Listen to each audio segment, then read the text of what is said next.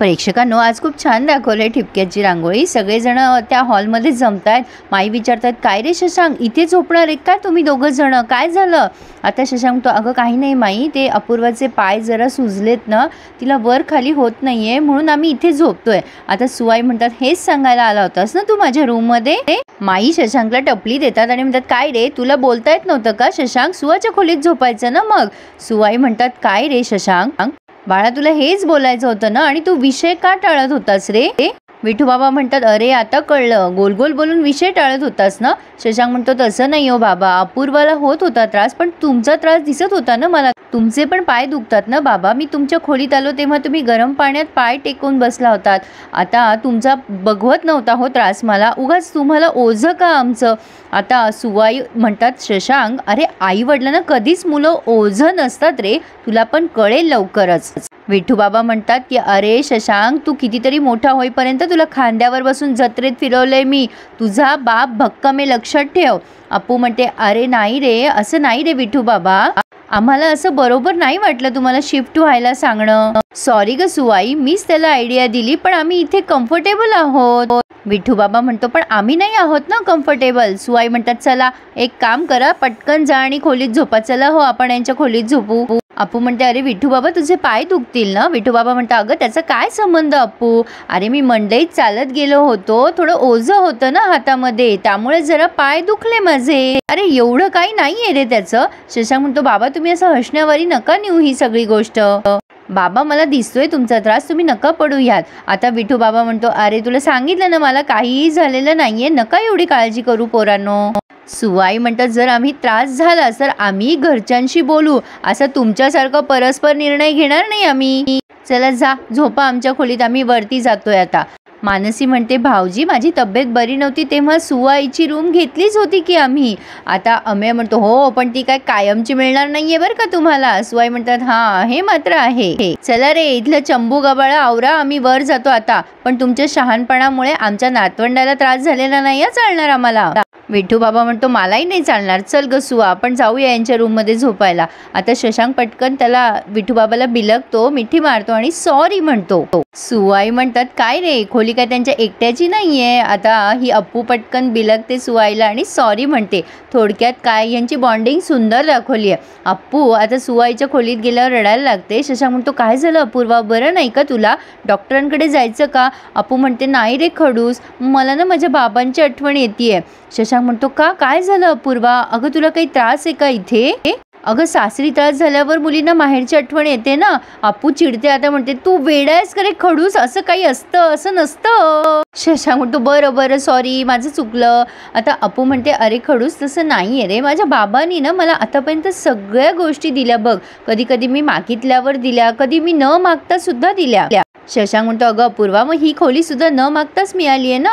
अप्पू म्हणते, हेच तर म्हणायचंय ना मला तुला, अरे खडूस ही फॅमिली म्हणजे माझ्या बाबाने माझ्यासाठी दिलेलं खूप मोठं गिफ्ट आहे। शशांक म्हणतो, म्हणून रडत होतीस का? अप्पू म्हणते, हो रे, अरे ह्याचा अर्थ काय होतो खडूस, बाबा आणि आत्ती नेहमी माझा विचार करायचे रे, तसंच या घरातली माणसं सुद्धा माझा विचार करतात, नुसता विचारच नाही करत, तर माझ्यासाठी काय काय करावं लागेल हे त्यांना कळतं रे। शशांक म्हणतो, अपूर्वा ह्यालाच कुटुंब म्हणतात ग, आपली माणसं असतात ना ती स्वतःच्या आणि आपल्या माणसांच्या गरजा जाणून घेतात, सगळे तुझ्यावर खूप प्रेम करतात। अप्पू म्हणते, हो रे मला कळतं ते, बाबानं नेहमी मला आपल्या पहिल्या लग्नाच्या आधी काय म्हणायचं माहितीये, मला ना तू लग्न करून कानेटकरांच्या घरात गेलीस ना की तुला सगळा आनंद मिळेल बाळा, तू खूप खुश होशील, तुला ना या घराची आठवणच येणार नाही। शशांक म्हणतो, चला तर मग माझं टेन्शन गेलं, अगं तू रडायला लागली होती ना तर टेन्शन आलं होतं मला। आता अप्पू म्हणते, खडूस तुला एक सांगू का, हे बघ आपल्याला ना कधीही आपल्या फॅमिलीसाठी सॅक्रिफाईस करावं लागलं ना तर आपण करायचं, अगदी हसत हसत। शशांक म्हणतो, अगं अपूर्वा तशी वेळच नाही येणार, आपली माणसं कधीच अशी वेळ आपल्यावर येऊ देणार नाही।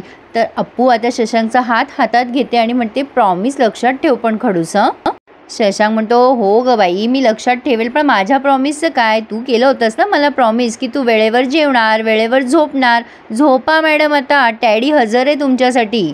तर आता पहाट झाली आहे. विठू बाबा पेपर घेऊन आलाय. पेपरमध्ये विशेष असं काही नाहीये, फक्त जन्माष्टमीच्या जाहिराती आहेत असं सगळ्यांना सांगतोय.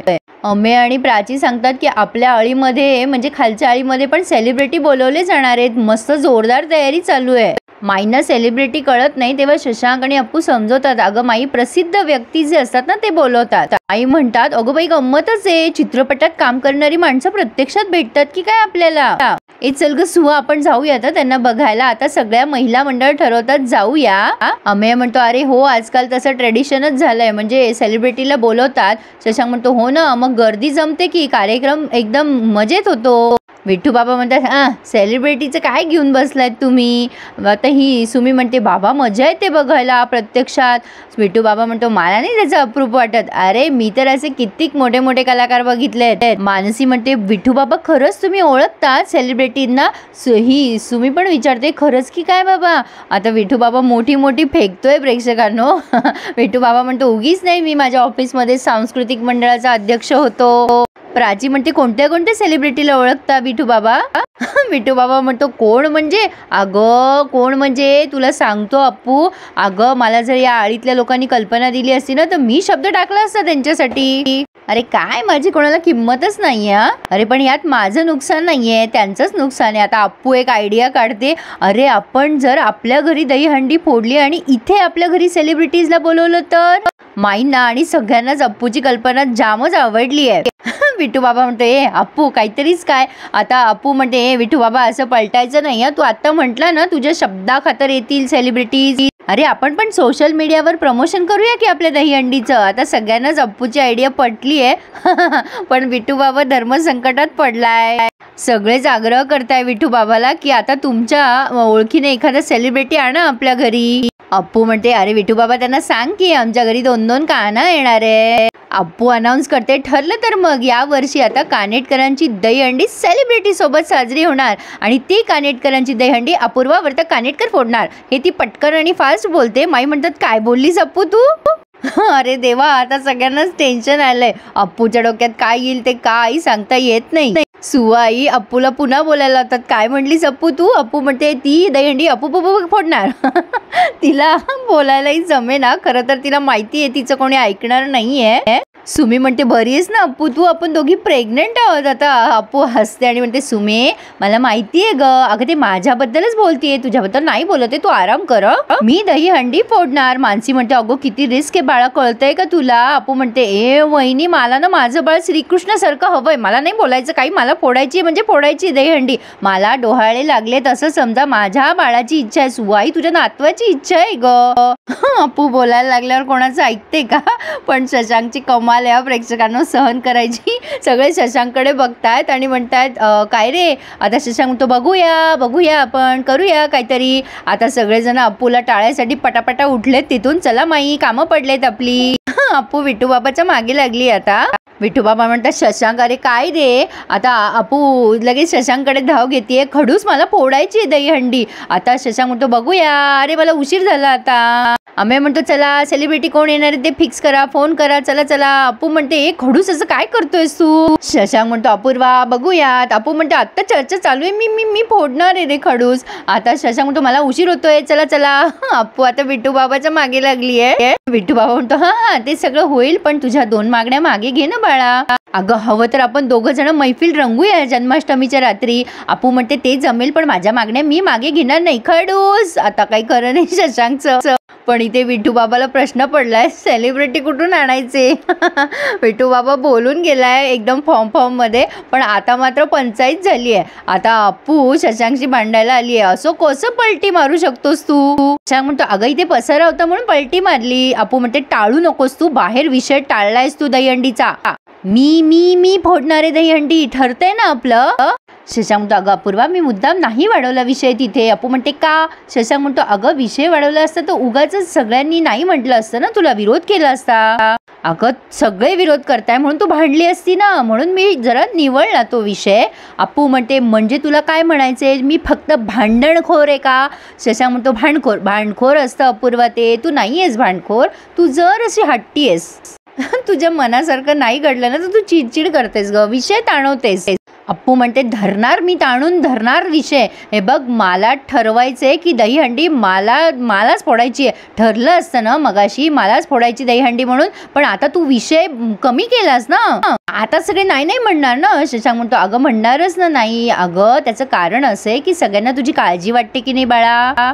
अगं असं नको करूस अपूर्वा. आता अप्पू म्हणते तू असं का करतोयस, का विषय बदलतोयस. शशांक म्हणतो अगं अपूर्वा माझं एवढंच म्हणणं आहे, जरा वेळ दे मला, मी करतो ना काहीतरी सोल्युशन काढतो. अगं पण सांगू नको तोपर्यंत तू दहीहंडी फोडणार आहेस. आता अप्पू म्हणते आत्ता सांग मला काय सोल्युशन आहे तुझं. शशांक म्हणतो अगं आता नाही सुचते, मी सांगितलं असतं ना तुला अपूर्वा, बघूया आपण. अप्पू फायनल वॉर्निंग देते, मी दहीहंडी फोडणार आहे की नाही. आता शशांक म्हणतो विचार करू दे मला.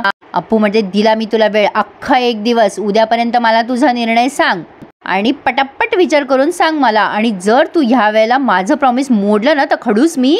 शशांक म्हणतो काय माझं हाड मोडशील का. अप्पू म्हणते सॉरी रे, अरे मी तुझ्याशी नाही बोलणार. शशांक म्हणतो मला उशीर होतोय, मला जाऊ दे लवकर अपूर्वा. अपूर्वा म्हणते दहीहंडी. शशांक म्हणतो अगं बोलू आपण रात्री, आता नको ग, तू आधी पूजेचा विचार कर. अप्पू म्हणते हे बघ तू विचार कर आणि तू जेव्हा काही म्हटलास ना मी पण असंच म्हणेल, बघूयात, जा तू आता. अरे देवा, आले अप्पूजीच्या मनात ते कोणाचे झाले ना, असं झालंय. आता ती तिच्या बाळाशी बोलतीये, बाळा तू सगळं काही कर पण तुझ्या बाबासारखा खडूस नको होऊस. पण आता या वर्षीची दहीहंडी अपूर्वा व्रत कानेटकरच फोडणार. तर इथे हा रिव्ह्यू पूर्ण झालाय. पुढे आपण बघतोय विठू बाबा आता शशांककडे गेलाय. शशांकला बाहेरच्या बाहेर बोलवतोय आणि म्हणतोय शशांक अरे मी नाही ओळखत रे कोण्या सेलिब्रिटीला, काय करायचं. शशांक म्हणतो बाबा ते सगळं ठीक आहे, मी बघतो काय काय करायचं ते, मी बोलवेल कोणाला बोलवायचं ते, पण तुम्ही फक्त आतमध्ये हे सगळं सांगू नका जाऊन.